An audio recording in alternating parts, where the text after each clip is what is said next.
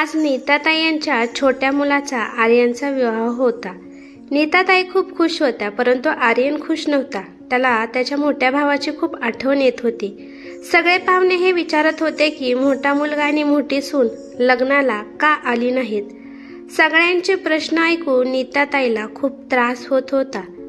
खरं कारण नीताताई कोणाला सांगू शकत नव्हत्या। त्या मुद्दाम लोकांना सांगत होत्या की मुलांच्या परीक्षा चालू आहेत, त्यामुळे ते दोघे लग्नाला येऊ शकत नाहीत। मुलांच्या परीक्षा संपल्यावर ते लगेच येणार आहेत। पण पाहुणे एवढ्यावरच गप्प बसणार नव्हते। ते एकमेकांमध्ये कुजबुज करू लागले। त्यांना त्यांच्यावर संशय येत होता। त्यांना वाटत होतं की कदाचित त्यांचं मोठ्या सुनेसोबत जमत नसेल, त्यामुळे ती लग्नाला येण्यासाठी नकार देत असेल। कोणी म्हणत होते की नीताताई स्वभावाने खूप कडक आणि कठोर आहेत, त्यामुळे घाबरत असेल, त्यामुळे ती इकडे आली नाही। यांच्या स्वभावामुळे तुम्ही बघत राहा, लहान सून पण यांच्यापासून लांब जाणार आहे। लोकांच्या बोलण्याकडे दुर्लक्ष करत नीताताई लग्नाच्या तयारी करत होत्या। धुमधडाक्यात एकदाचं आर्यनचं लग्न झालं। आपला मोठा भाऊ आपल्या लग्नात नाही हे दुःख मनात ठेवून आर्यन लग्न झाल्यावर त्याच्या बायकोला घरी घेऊन आला। आर्यनला घरातील प्रत्येक गोष्टीबाबत माहीत होतं। त्याला माहीत होतं की घरात त्याची आई आणि वहिनी या दोघींमध्ये नेहमी तू मी होत असत। छोट्या छोट्या गोष्टीवरून खूप मोठी भांडणे निर्माण होत होती। त्याला सर्व काही माहीत होतं। एवढं मोठं काही कारण नसायचं, परंतु विनाकारण ते सगळे एवढे मोठे कारण बनवत होते। अशा प्रकारे दररोज सासूसुनामध्ये महाभारत घडत होतं। आर्यन नेहमी काळजीत असायचा। आर्यन त्याच्या आईचा स्वभाव बदलू शकत नव्हता आणि त्याला वडील पण नव्हते की जे आईला समजावतील। आर्यनला वाटत होतं की माझी बायको कल्पना समजूतदार, सुशील आणि संस्कारी असायला पाहिजे, कारण तो जास्त करून कल्पनाला ओळखत नव्हता, कारण दोघांचं लग्न अरेंज मॅरेज झाले होते। आर्यनने सगळं देवाच्या भरोशावर सोडलं होतं। त्याने विचार केला होता की त्याच्या बायकोला कल्पनाला आधीच सांगून ठेवायचं की आई काही बोलली तर या कानाने ऐकायचं आणि त्या कानाने सोडून द्यायचं। आईच्या बोलण्याकडे लक्ष द्यायचं नाही, असं त्याने ठरवलं होतं। ठरल्याप्रमाणे त्याने रात्रीच्या कल्पनाला सगळं काही सांगितलं। तो तिला म्हणाला की हे बघ कल्पना, आता या घराला तुला एकटीला सांभाळायचं आहे। कल्पना मध्येच आर्यनला म्हणाली, मोठे भाऊजी आणि मोठ्या जाऊबाई लग्नाला का आले नाहीत?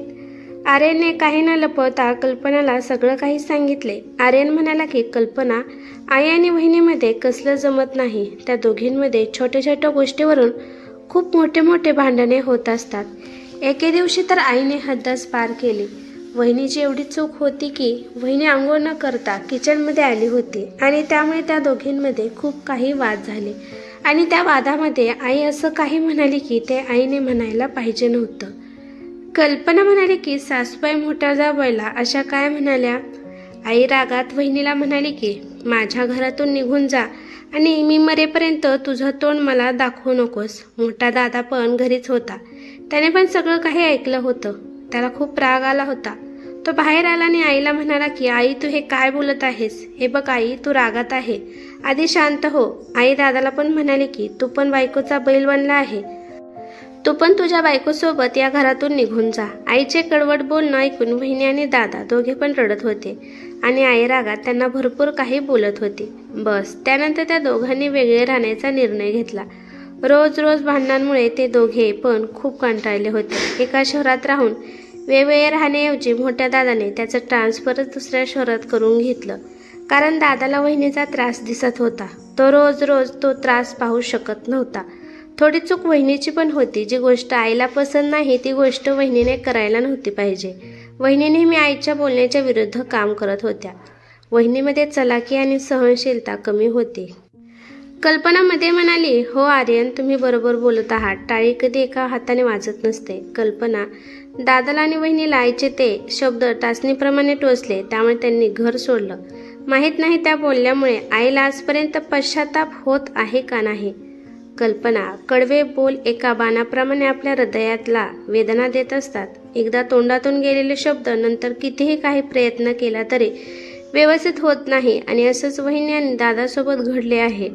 कल्पना, मी तुझ्याकडून ही अपेक्षा ठेवतो की यापुढे तू सगळं काही तुझ्या हुशारीने सांभाळून घेशील, कारण मी खूप अपेक्षा ठेवल्या आहेत की माझ्या बायकोने सगळं काही व्यवस्थित करेल। वहिनी आणि दादा तर आईला सोडून गेले आहेत, पण आपण आईला एकटीला सोडून जाऊ शकणार नाही. काही झालं तरी आपल्याला आईपाशीच राहावे लागणार आहे. कल्पना, तो आईचा राग तू सहन करू शकशील का? कल्पनाने आर्यनचा हात हातात घेतला आणि म्हणाली की आर्यन, तुम्ही काळजी करू नका, याकडून पूर्णपणे प्रयत्न करणार आहे मी. कल्पना म्हणाली की आर्यन, अजून पण सासूबाई त्यांच्या मोठ्या सुनाला आणि मुलाला काय म्हणाल्या याबद्दल काहीच वाटत नाही का? आर्यन म्हणाला की माहीत नाही ग कल्पना, नेमकं आईच्या मनामध्ये काय सुरू आहे. मी आईला खूप वेळा सांगितलं की दादाला आणि वहिनीला फोन करून आपल्याकडे बोलव, पण आई तिच्या हट्टावर कायम आहे. आर्यन आणि कल्पनेच्या आयुष्याची सुरुवात याच गोष्टीने झाली. दुसऱ्या दिवशी सकाळच्या वेळी कल्पना आर्यनला म्हणाली की बरं झालं आर्यन, तुम्ही मला सगळं काही सांगितलं. यामुळे मला आता आईचा स्वभाव पूर्णपणे माहीत झाला आहे. त्यामुळे त्यांच्याप्रमाणे वागण्यासाठी मला सोपे जाईल. मी आता त्यांच्याप्रमाणेच वागणार आहे. थँक्यू कल्पना, खरंच आता माझ्या डोक्यावरील ओझं फार कमी झालं आहे. कल्पनाने आर्यनला आश्वासन तर दिलं होतं की मी सगळं ठीक करते, परंतु तिच्या मनात एक वादळ निर्माण झालं होतं की आता पुढे काय होणार आहे. अनेक प्रश्न तिच्या डोक्यात थैमान घालत होते. ती विचार करते की खरंच सासू एवढ्या रागीट स्वभावाचे आहे म्हणल्यावर कसं होईल. 9-10 दिवस नीताताईने त्यांच्या लहान सुनेला खूप प्रेम दिलं, परंतु हळूहळू त्या त्यांचं खरं रंग तिला दाखवू लागल्या.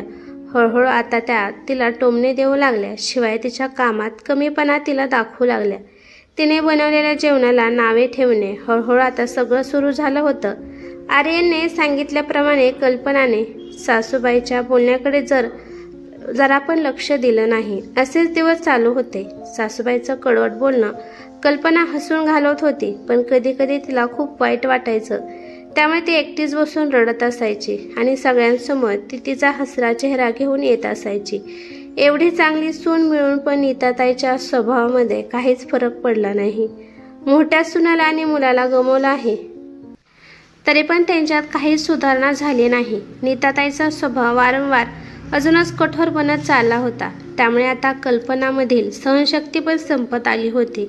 आर्यन पण आता दोघींकडे लक्ष देऊन असायचा. त्याला माहीत होतं की आपली बायको आईचं सगळं बोलणं सहन करत आहे, पण तिचे अश्रू त्याच्यापासून काही लपून राहत नव्हते. तेव्हा आर्यनला काळजी लागून राहत होती की आता या परिस्थितीला मी कसं तोंड देऊ. नीताताईच्या घराच्या पुढे एक आंब्याचं झाड होतं. त्या आंब्याच्या झाडावर दररोज पाखरे येऊन बसत होती.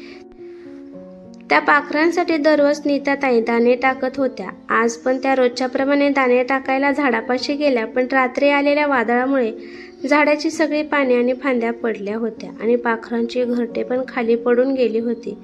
त्यामुळे पाखरे पण तेथून निघून गेले होते. झाडाची एवढी वाईट अवस्था पाहून त्यांना वाईट वाटले. त्या विचार करतात की पानांशिवाय आणि पक्ष्यांशिवाय हे झाड अपूर्ण आहे आणि घरटे पडल्यामुळे झाड सुनं सुनं दिसत आहे. या झाडाला आणि पक्ष्यांना पाहूनच त्यांना आनंद भेटत होता, परंतु आज त्यांना खूप दुःख झालं होतं. अचानक त्यांचं लक्ष घराकडे गेलं आणि त्यांच्या डोक्यात विचार आला की कदाचित या घरातली पण पाखरं त्यांचं सुख शांती मिळवण्यासाठी हे घर सोडून दुसऱ्या घराकडे गेले आहेत. एका घरट्यावर मोठी सोन, मोठा मुलगा आणि छोटा चिकू पण राहत होता. ते घरटं पण भुरकून निघून गेलं आहे. त्यानंतर त्यांना आठवलं की घरामध्ये छोटी सून आणि मुलगा आहे, त्यामुळे हे घर पण मला आता टवटवीत ठेवायचं आहे. हे झाड कसं आज एकटं पडलं आहे, तसं मला या घरात एकटं पडायचं नाही. आज पहिल्यांदा त्यांना मोठ्या मुलाची आणि मोठ्या सुनेची, नातवाची आठवण आली होती. त्यांना आज खूप आठवण आली होती. मन बेचैन होऊ लागलं होतं. त्यांना आता त्या काही काय बोलल्या याचा पश्चाताप होऊ लागला. तन मन थरथर कापू लागलं. त्यांना आठवू लागलं की छोट्या छोट्या गोष्टीवरून मी मोठ्या सुनेचा अपमान करत होती, तिला ताने मारत होती, तिच्या प्रत्येक कामात कमीपणा तिला दाखवून देत होते, कधी तिला सुखाने राहून दिले नाही आणि मी तसाच व्यवहार छोट्या सुनेबरोबर करत आहे. त्या विचार करत होत्या की पण मी हे सगळं का केलं, यातून मला काय मिळाले आहे. मी माझ्या सुनांना मुलीप्रमाणे प्रेम का देऊ शकली नाही. मी एवढा मूर्खपणा कशी करू शकते. पश्चातापाचे अश्रू आता त्यांच्या डोळ्यातून येऊ लागले. ते अश्रू पुसण्यासाठी त्यांच्यापाशी त्यांची लहान सून आणि मुलगा होते, पण जर माझ्या वागण्यामुळे लहान सून आणि मुलगा पण त्यांचं घरटं बनवण्यासाठी दुसरीकडे निघून गेले तर तर काय होईल? त्यांच्याशिवाय पण हे घर एकदम खाली खाली होईल. घरासमोरच्या झाडाने आज नीताताईंना त्यांची चूक दाखवून दिली होती. कदाचित या दिवसासाठी रात्री खूप मोठं वादळ तेथून येऊन गेलं होतं. दुपारच्या वेळी नीताताई जेवण करायला बसल्या होत्या. आज पहिल्या वेळेस त्या कल्पनाला म्हणाल्या की अगं बाळा, भाजी खूप स्वादिष्ट बनली आहे, मला तर खूप आवडली आहे. कल्पना आणि आर्यन आश्चर्याने एकमेकांच्या तोंडाकडे पाहू लागले. आपल्या सासूच्या तोंडून कौतुकाचे शब्द ऐकल्यामुळे कल्पना खूप आनंदी झाली. तिला तिच्या कानांवर विश्वासच बसत नव्हता. तिला वाटू लागलं की खरंच कदाचित आज भाजी खूपच स्वादिष्ट बनली असेल, त्यामुळे सासूबाई माझ्या जेवणात काहीच कमी काढू शकल्या नाही. सुनबाई सुनबाई म्हणून आवाज देणाऱ्या नीताताई आज तिला बाळा, कल्पना म्हणून आवाज देत होत्या. आपल्या सासूमध्ये परिवर्तन पाहून तिला खूप आनंद झाला. आज दिवसभर नीताताईने कल्पनाला कसलाच त्रास दिला नाही. घरातलं वातावरण एकदम समाधानी आणि आनंदी झाले होते आणि हे वातावरण पाहून नीताताई पण आनंदी झाल्या होत्या. त्यांच्या मनावर पण कोणताच तणाव नव्हता. आज त्या स्वतःहून कल्पनाच्या कामामध्ये कमीपणा न काढता तिची तारीफ करत होत्या. गोड शब्द बोलल्यामुळे त्यांनाच प्रसन्न वाटत होतं. शिवाय कल्पनाला कामात नीताताई मदत करू लागल्या. तिच्यासोबत छान छान बोलू लागल्या. आर्यन पण आता रोज कल्पनाला खुश पाहू लागला आणि तो पण खुश राहत होता. आणि ही खबर मोठ्या मुलापर्यंत आणि सुनेपर्यंत पण पोहोचली होती. आर्यनने नीताताईला सांगितलं की आई, दादाचा फोन आला होता, त्याने भेटायला बोलवलं आहे. मी विचार केला आहे की 2-3 दिवस त्याला भेटून यावे. नीताताई म्हणाल्या की थांब जरा. असं म्हणून त्यांनी त्यांचा मोबाईल घेतला. त्यांचा इगो, अहंकार, स्वाभिमान बाजूला ठेवून त्यांनी त्यांच्या मोठ्या सुनेला फोन लावला आणि त्या हॅलो म्हणाल्या. तिकडून त्यांची मोठी सून पण हॅलो म्हणाली आणि 1 मिनिट दोघी पण शांत झाल्या. नीताताई यांना काय बोलावं हे सुचत नव्हतं. पण सासूबाईचा आवाज आहे हे मात्र त्यांच्या मोठ्या सुनेला कळाले होते. तिकडून त्यांच्या मोठ्या सुनेचा आवाज आला. आई आई हा शब्द ऐकून नीताताई मोठमोठ्याने रडू लागल्या. त्यांच्या तोंडून काही शब्दच फुटत नव्हते. तोपर्यंत तिथे कल्पना पण आली. स्वतःला सावरत नीताताई मोठ्या सुनेला म्हणाल्या की सुनबाई, मला माफ कर. फोन स्पीकरवरच होता. त्यांचा मोठा मुलगा पण त्यांच्या मोठ्या सुनापाशीच उभा होता. मोठी सून म्हणाली की आई, तुम्ही हे काय बोलत आहात? नीताताई म्हणाल्या की आर्यनच्या लग्नात तुमच्या तिघांची खूप आठवण आली. मी रागात बोललेले शब्द मी माघारी घेत आहे. मी तुमची वाट पाहत आहे. माहीत नाही माझ्या तोंडून असे शब्द कसे निघाले. मला माहीत आहे यामध्ये सर्वात जास्त चूक माझी आहे. तू गेल्यावर मला एवढं काही वाटले नाही, परंतु आता मला पश्चाताप होऊ लागला आहे. प्लीज मला माफ करा आणि माघारी निघून या. मी खूप वाईट सासू आहे. तिकडून मोठी सून म्हणाली, प्लीज आई, असं बोलू नका आणि पहिलं तुम्ही रडणं बंद करा. आई, चूक आमची पण आहे. तुम्ही रागामध्ये बोलत होता हे आम्हाला समजायला पाहिजे होतं. असं तडकाफडकी निघून यायला नव्हते पाहिजे. जे झालं ते झालं. यापुढे आपण प्रेमाने राहू. आई, आम्ही सगळे तिकडे यायला तयार आहे. आणि नीताताईने फोन ठेवून दिला. त्यानंतर मोठ्या सुनेने तिच्या नवऱ्याकडे पाहिलं तर तिच्या नवऱ्याच्या डोळ्यामध्ये अश्रू होते.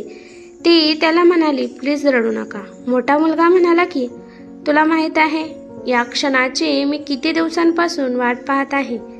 कधी कधी कल्पनाच्या तोंडावरील दुःख पाहून हे घर सोडून जाण्याचा त्याच्या डोक्यात विचार येत होता, पण तो विचार आर्यनच्या डोक्यातून निघून गेला होता. आता रोज संध्याकाळी आपल्या बायकोच्या चेहऱ्यावरील आनंद पाहून आर्यन निश्चिंत झोपत होता. तो विचार करतो की जर आईच्या स्वभावामध्ये बदल झाला नसता तर हे घर उजाड होण्यापासून कोणीच वाचवलं नसतं. 2-3 दिवसांनी अचानक कल्पनाची तब्येत बिघडली आणि सासूच्या अनुभवी डोळ्याला हे समजले की तिला दिवस गेले आहेत.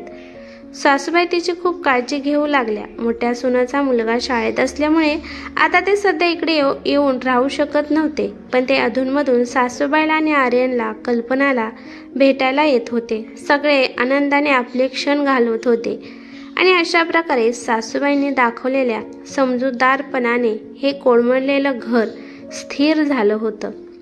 कशी वाटली कहाणी मित्रांनो? आवडली असेल तर लाईक करा आणि कमेंट करा आणि चॅनलला सबस्क्राईब करायला अजिबात विसरू नका. धन्यवाद.